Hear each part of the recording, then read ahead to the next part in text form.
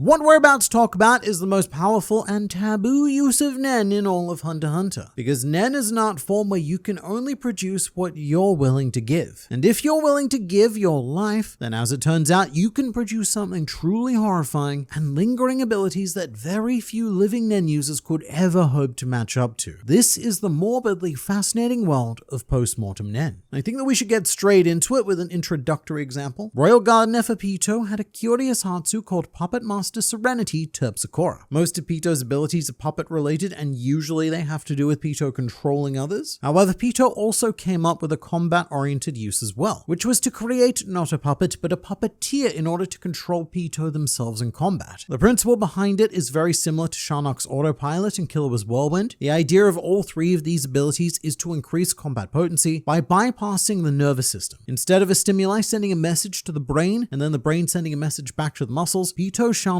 and Killua all have immediate muscle responses. And in Pito's case, that's due to the puppeteer's control. It takes Pito less than 0.1 of a second to activate and launch an attack with Terpsichora. And it is undoubtedly Neferpito's most powerful form, and thus why Pito chose to use it against Gon when he transformed into a big boy. And not only that, but Pito, whether intentional or not, made a Nen vow to, quote, dance beyond my limit, which was in response to sensing that Gon may have been powerful enough to seriously threaten the Ant King. And this devotion to Pito's king, to Meruem, exceeded Pito's concern for individual life by an order of magnitude. And so once Pito was killed by Gon, Terpsichora remained in this world to carry out Pito's command of, quote, dance beyond my limit, and puppeteered Pito's corpse to continue to attack Gon until the rest of the corpse was brutally dismantled. So this right here is a perfect, simple example of post-mortem Nen. To boil it down, it's when a personal emotion transcends life. Because Nen, or more accurately, Aura, is life force, and if you have a concern that trumps your own life, then you are subconsciously applying Aura for that purpose instead of the purpose of your life, and thus it lingers on to fulfill that desire. Another textbook example of this is the Sun and Moon paired destruction, an ability literally found in a book, Crollo's book. However, it should not be there, as it originally belonged to an entity known only as the Meteor City Elder, and the ability functions by giving someone the power to mark objects with either a sun or a moon. And if a sun mark comes into contact with a moon mark, then it creates a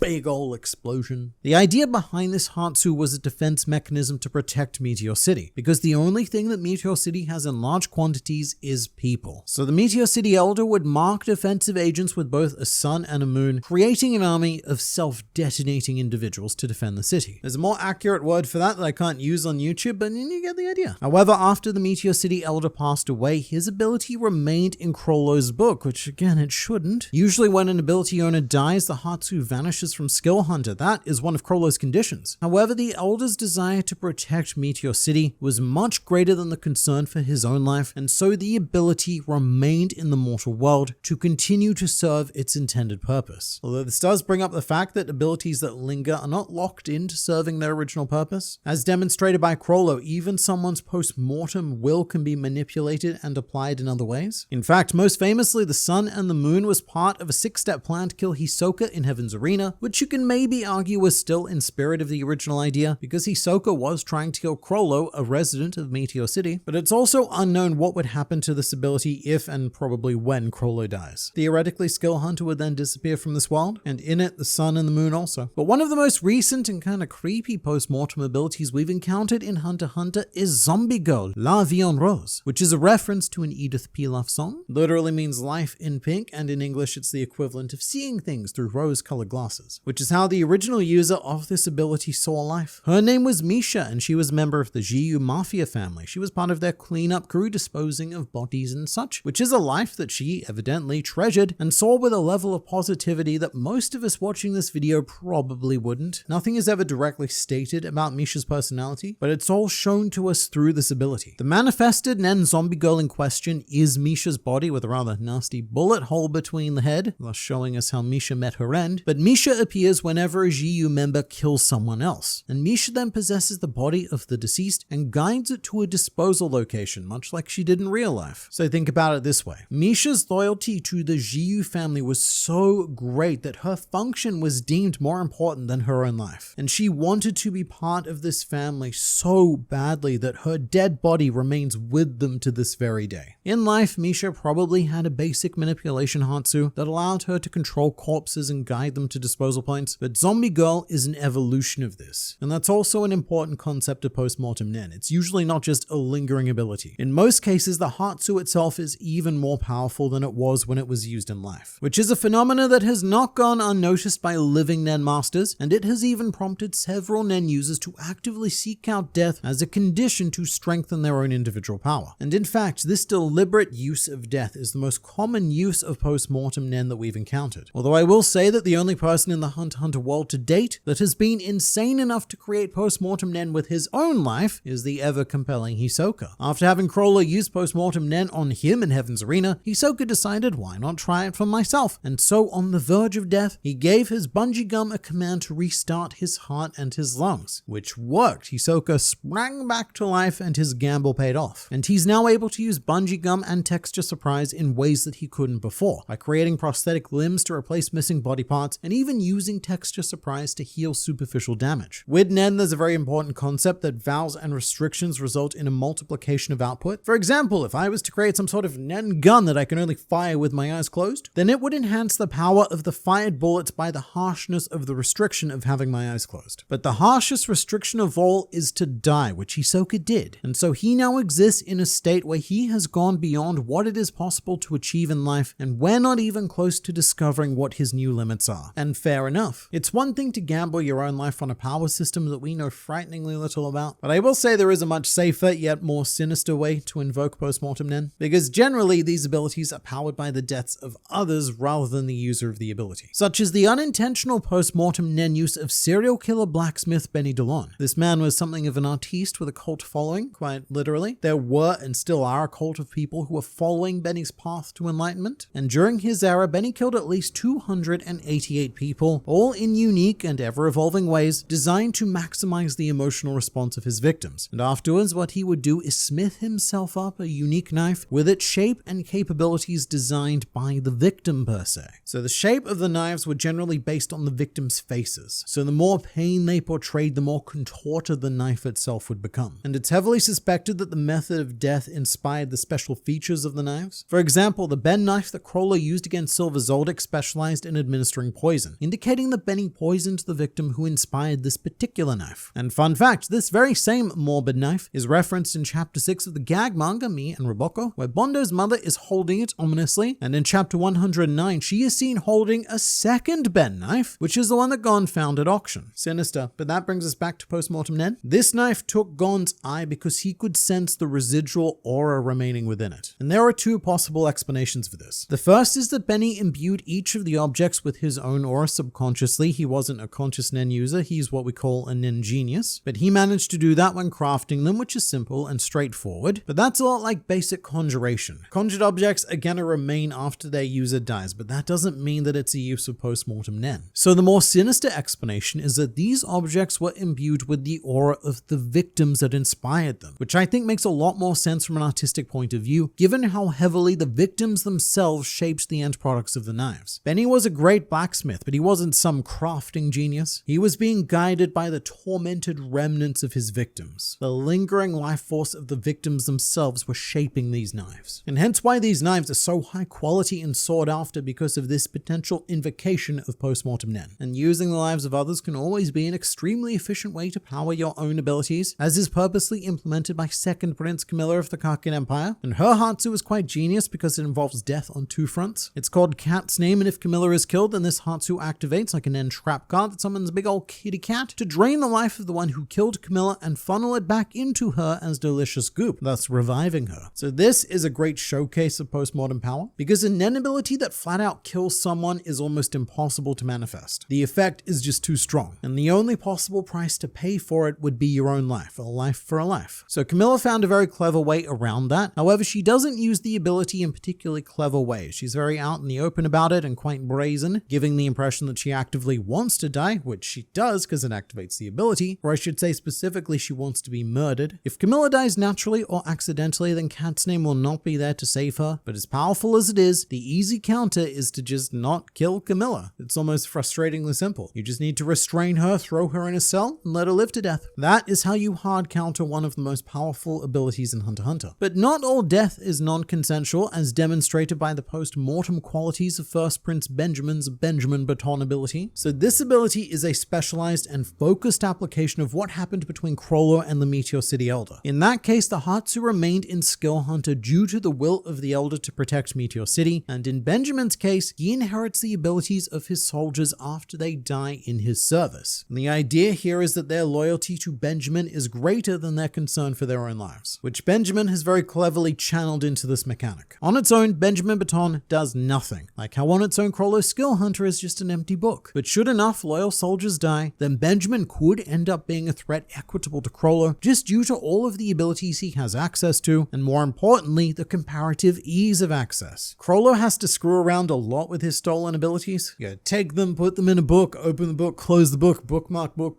book. So much book. But because Benjamin's soldiers are so willing to give themselves to him, we currently know of no restrictions in regards to how Benjamin can use their abilities. And that's purely because of how brilliantly engineered this Hatsu was with post-mortem Nen in mind. Which is the second part of a now rather disturbing trend where we need to ask the question of, how does the Kakin Empire know so much about post-mortem Nen? Well, that's likely because the prosperity of their entire empire is sustained on that very concept. Every generation, the Kakin royal family engage in a process known as the Succession Contest, which was implemented by the very first king of Kakin to unite the ancient warring territories. And this is essentially a big Nen death game, with everyone who fails to survive, which is most of them, going on to power future contests. Their life force is taken from one and stored so it can be used in the future. Every life given to the contest is used to conjure a guardian spirit beast to be used by future princes, but also a curiosity is that one of the artifacts used to implement the contest is known as the Lotus Anchorite, which was once a human being who is heavily implied to have engaged in the process of self-mummification. It's even been speculated that this could be the body of the first Kakin king, giving his life so that his nation could continue, which as we know is very classic post-mortem Nen criteria. And other abilities do exist that may or may not dip into this realm. One currently unconfirmed but likely use of post-mortem Nen is Beyond's cursed children, who are all imbued with a special Nen function that is hypothesized to trigger upon death, thus making death a part of the activation requirement. But also stuff like the Chimera and process of phagogenesis is arguably an invocation of post-mortem Nen, because it requires death in order to achieve rebirth in a much physically stronger and more versatile Antsum body. And look, I'm just gonna put this out there, the idea of Christianity and Jesus Christ also exists in the world of Hunter x Hunter, and should it be a factual event in this world, then you better believe that Jesus was a Nen user, and that his death and resurrection was an invocation of post-mortem Nen.